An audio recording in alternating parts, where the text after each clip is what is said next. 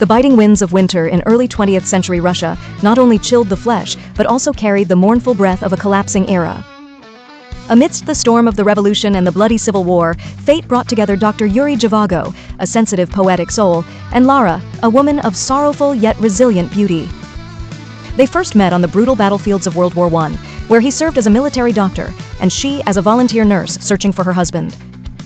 Amidst the groans of the wounded and the smell of gunpowder, their eyes met, igniting a strange resonance, but the currents of life swept them apart in the chaos.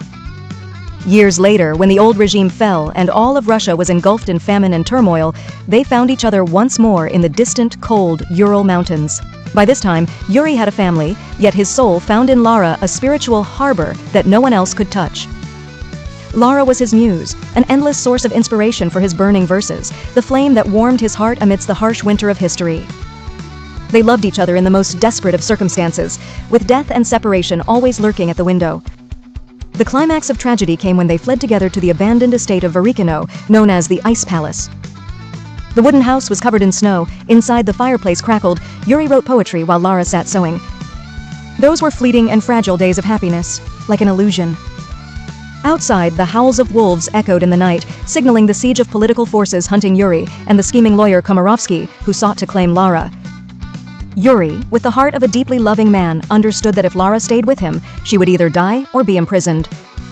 The only way to save the woman he loved was to let her go with Komarovsky, the one with the power to protect her from danger. On that fateful morning, Yuri lied that he would follow her, but in truth, he had decided to stay behind. The most painful and haunting image of the story is the moment Yuri stood on the upper floor of the cold ice house, shattering the frozen window glass to watch the sled carrying Lara fade away.